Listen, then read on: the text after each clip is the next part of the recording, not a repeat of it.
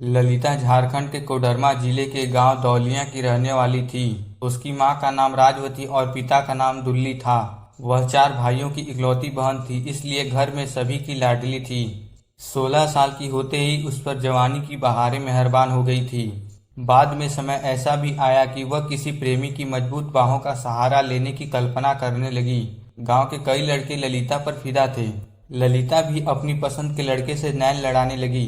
इसके बाद तो दिन प्रतिदिन उसकी इच्छाएं बढ़ने लगी, तो अनेक लड़कों के साथ उसके नजदीकी संबंध हो गए। दुल्ली के कुछ शुभचिंतक उसे आईना दिखाने लगे। तुम्हारी बेटी ने तो यारबाजी की हद कर दी। वह खुद तो खराब है, गांव के लड़कों को भी खराब कर रही है। लड़की जब दर दर भटकने की शौकीन हो जाए तो उसे किसी मजबूत खूंटी से बांध देना चाहिए। जितनी जल्दी हो सके ललिता का विवाह कर दो, वरना तुम बहुत पछताओगे।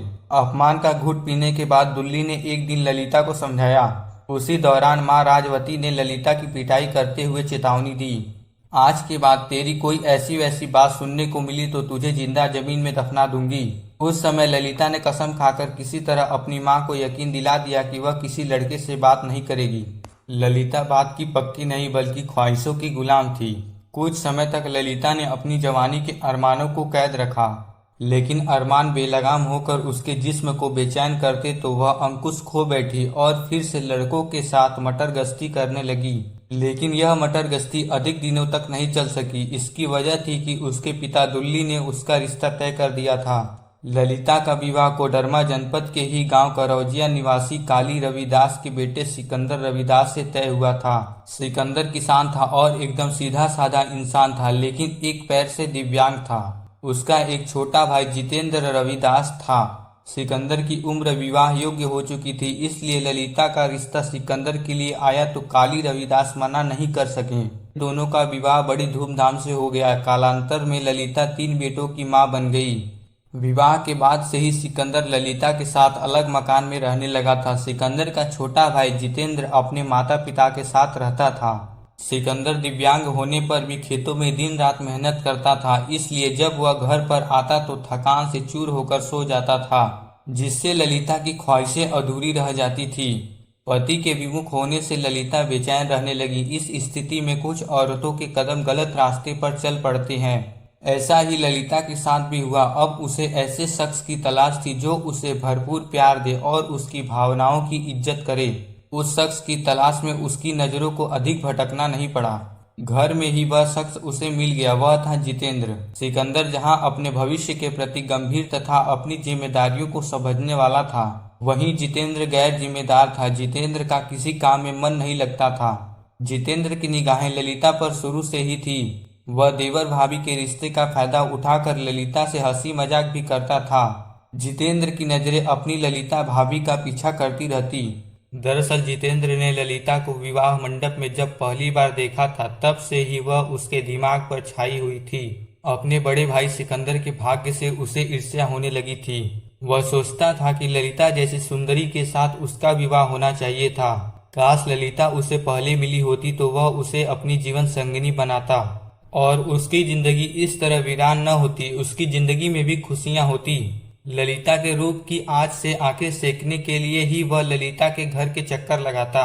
चूंकि वह घर का ही सदस्य था, इसलिए उसके आने जाने और वहां हर समय बने रहने पर कोई शक नहीं करता था। जितेंद्र की नीयत साफ नहीं थी, इसलिए वह ललिता से आंखें लड़ाकर और हंस मुस्कुराकर उस पर डोरे डाला करता था।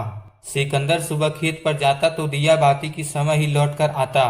जितेंद्र के दिमाग में अब तक ललिता के रूप का नशा पूरी तरह हावी हो गया था, इसलिए ललिता को पाने की चाह में सिकंदर के घर के फेरे जरूरत से ज्यादा लगने लगे। ललिता घर पर अकेली होती थी, इसलिए जितेंद्र के पास मौके ही मौके थे। एक दिन जितेंद्र दोपहर के समय आया तो ललिता दोपहर के खाने में खिचड़ी बनाने की तैयारी कर रही थी, जिसके लिए आलू व टमाटर काट रही थी। जितेंद्र ने खुशी जाहिर करते हुए कहा, लगता है आज अपने हाथों से स्वादिष्ट खिचड़ी बनाने जा रही हो। हाँ, खाने का इरादा है क्या? मेरा ऐसा नसीब कहाँ जो तुम्हारे हाथों का बना स्वादिष्ट खाना खा सकूं।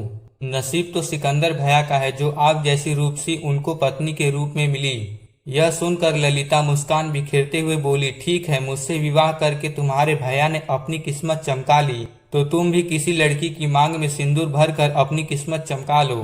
मुझे कोई दूसरी नहीं, तुम पसंद हो। भाभी, अगर तुम तैयार हो तो मैं तुम्हारे साथ अपना घर बसाने को तैयार हूँ। ललिता जितेंद्र के रोज हाव भाव पढ़ती रहती थी, इसलिए जान गई थी कि जितेंद्र के दिल में उसके लिए नाजुक एहसास है, लेकिन वह इस तरह चाहत जाहिर करके उससे प्यार की सौगात मांगेगा, ललिता ने सोचा तक न था। अचानक सामने आई ऐसी असहज स्थिति से निपटने के लिए वह उससे आंखें चुराने लगी और कटी हुई सब्जी उठाकर रसोई की तरफ चल दी। तभी उसके बच्चे भी घर आ गए। प्यार में विघ्न पड़ता देख जितेंद्र भी वहां से उठ गया। उस दिन के बाद जब भी मौका मिलता वह ललिता के पास पहुंच जाता और अपने प्यार का विश्वास दिलाता।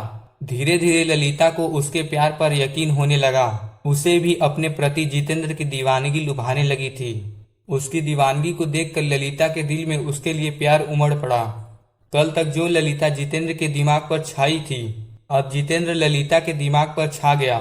एक दिन जितेंद्र ने फिर से ललिता के सामने अपने प्यार का तराना सुनाया तो वह बोली, जितेंद्र, मेरे प्यार की चाहत में पागल होने से तुम्हें क्या मिलेगा? मैं शादीशुदा होने के साथ साथ 3 बच्चों की माँ भी हूँ, इसलिए मुझे पाने की चाहत अपने दिल से निकाल दो। यही तो मैं नहीं कर पा रहा हूँ, क्योंकि यह दिल पूरी तरह से तुम्हारे प्यार में गिरफ्तार है। ललिता कुछ नहीं बोल सकी, जैसे उसके जहन में शब्द ही मिट गए थे। जितेंद्र ने अपने हाथ उसके कंधे पर रख दिए। भाभी, कब तक तुम अपने और मेरे दिल को जलाओगी? कबूल कर लो, तुम्हें भी मुझसे प्यार है। ललिता ने सिर झुकाकर जितेंद्र की आंखों में देखा और फिर नजरें नीची कर ली। प्रेम प्रदर्शन के लिए शब्द ही काफी नहीं होते, शारीरिक भाषा भी मायने रखती है। जितेंद्र समझ गया कि मुद्दत बात सही, ललिता ने उसका प्यार कबूल कर लिया है। उसने ललिता के चेहरे पर चूमा। ललिता भी सुध बुध खोकर जितेंद्र से लिपट गई। उस समय मन के मिलन के साथ तन की तासीर ऐसी थी कि ललिता का जिस्म पिघलने लगा। इसके बाद दोनों ने अपनी हसरतें पूरी कर ली। बाद में यह मौका मिलने पर चलता रहा। 13 मई 2021 को दोपहर करीब 12 बजे सिकंदर दास लोचनपुर गांव के निजी कार चालक विजय दास के साथ चरवाडी के संजय दास के यहाँ शादी समारोह में गया। सिकंदर और विजय दोनों कार में गए थे। कार विजय की थी। 3:30 बजे शादी से दोनों निकल आए, लेकिन सिकंदर दास घर नहीं लौटा। उसके नंबर पर सिकंदर के चाचा ने फोन किया तो विजय ने उठाया। उससे पूछा गया कि सिकंदर कहाँ है, तो विजय द्वारा अलग अलग ठिकाने का पता बताते हुए फोन काट दिया। इसके बाद सिकंदर की काफी तलाश की गई, वह नहीं मिला। 16 मई को ललिता ने कोडरमा के थाना प्रभारी और एसपी को एक पत्र दिया, जिसमें उसने अपने पति सिकंदर दास के लापता होने की बात लिखी। सिकंदर के गायब होने का आरोप उसने कार चालक विजय दास पर लगाया था। चूंकि मामला चांदवारा थाना क्षेत्र के करौजिया गांव का था, इसलिए एसपी पुलिस ने मामला चांदवारा थाने में ट्रांसफर कर दिया। चांदवारा थाने के थाना प्रभारी सोनी प्रताप सिंह ने पूरा मामला जानकर थाने में सिकंदर की गुमशुदगी दर्ज करा दी। थाना प्रभारी सोनी प्रताप ने 20 मई को जामू खाड़ी से विजय दास को गिरफ्तार कर लिया। सख्ती से पुलिस ने पूछताछ की तो विजय ने सिकंदर की हत्या करने की बात स्वीकारी। उसने इस हत्या में सिकंदर की पत्नी ललिता और भाई जितेंद्र का भी हाथ होने की बात बताई। 20 मई को विजय के बाद ललिता और जितेंद्र को भी पुलिस ने गिरफ्तार कर लिया। उनकी निशानदेही पर रात में कोटवारडीह के बंद पड़े मकान में सिकंदर की लाश बरामद कर ली। वह अर्धनिर्मित मकान सिकंदर का था। लाश को पोस्टमार्टम के लिए भेजने के बाद चांदवारा थाने के थाना प्रभारी सोनी प्रताप सिंह दोषियों को लेकर थाने आ गए। थाने में सख्ती से की गई पूछताछ में उन्होंने हत्या के पीछे की पूरी कहानी बयां कर दी। एक दोपहर को जितेंद्र और ललिता घर में बेधड़क रंगरलियां मना रहे थे कि अचानक किसी काम से सिकंदर खेतों से घर लौटा तो उसने उन दोनों को रंगरलियां मनाते रंगे हाथों पकड़ लिया। यह देखकर उसे एक बार तो अपनी आंखों पर विश्वास ही नहीं हुआ कि उसकी पत्नी ऐसा भी कर सकती है। वह ललिता पर खुद से भी ज्यादा विश्वास करता था, लेकिन हकीकत तो सामने उसकी दगाबाजी की तरफ इशारा कर रही थी। दूसरी ओर सगा छोटा भाई जितेंद्र था, जिसे वह बहुत प्यार करता था, उसका खूब ख्याल रखता था। वही उसकी गृहस्थी में आग लगा रहा था। अपनों की इस दगाबाजी से सिकंदर इतना आहत हुआ कि उसने पूरे घर को सिर पर उठा लिया। ललिता और जितेंद्र ने भी उससे अपनी गलती की माफी मांग ली और भविष्य में ऐसा कुछ न करने का वादा किया तो सिकंदर शांत हुआ। जितेंद्र और ललिता ने उस समय तो अपनी जान छुड़ाने के लिए वादा कर दिया था, लेकिन वे इस पर अमल करने को कतई तैयार नहीं थे। लेकिन उनका भेद खुल चुका था, इसलिए मिलने में उनको बहुत सावधानी बरतनी पड़ती थी। वे चोरी छिपे फिर से मिल लेते थे। सिकंदर ने देखा तो उसने विरोध किया। मामला घर की चारदीवारी से निकलकर गांव के लोगों तक पहुंच गया। पंचायत तक बैठ गई। भरी पंचायत में ललिता ने जितेंद्र के साथ रहने की बात कही, लेकिन फैसला न हो सका। इसके बाद सिकंदर उन दोनों के बीच की एक बड़ी दीवार था, जिसे गिराए बिना वे हमेशा के लिए एक नहीं हो सकते थे। इसलिए ललिता और जितेंद्र ने सिकंदर की हत्या करने की ठान ली। सिकंदर दास ने विजय दास से लोन दिलाने के नाम पर 1.5 लाख रुपए लिए थे। सिकंदर ने जब लोन नहीं दिलाया तो विजय उससे अपने दिए रुपए वापस मांगने लगा। सिकंदर रुपए देने में टाल मटोल कर रहा था। ऐसे में ललिता ने जितेंद्र से बात करके विजय को अपने प्लान में शामिल करने की बात कही। उसने यह भी कहा कि सिकंदर का काम तमाम होने के बाद वह अकेली विजय को उसकी हत्या में फंसवा देगी, जिससे वे दोनों बच जाएंगे। जितेंद्र को उसकी बात सही लगी। दोनों ने विजय से बात की तो वह सिकंदर की हत्या में उन दोनों का साथ देने को तैयार हो गया। 13 मई 2021 को एक शादी समारोह से लौटने के बाद विजय सिकंदर को लेकर कोटवारडी में उसके अर्धनिर्मित मकान पर ले गया। वहां ललिता और जितेंद्र पहले से मौजूद थे। तीनों ने मिलकर सिकंदर की गला दबाकर हत्या कर दी और लाश एक कमरे में डालकर कमरा बंद कर दिया। लेकिन सिकंदर की हत्या में विजय को फंसाने की योजना ही ललिता और जितेंद्र को भारी पड़ गई। ललिता ने उस पर शक जताया तो पुलिस विजय को पकड़कर उन तक पहुंच गई। तीनों अपराधियों के खिलाफ हत्या व सच्चाई छुपाने का मुकदमा दर्ज करके चांदवारा पुलिस ने तीनों को कोर्ट में पेश करने के बाद जेल भेज दिया।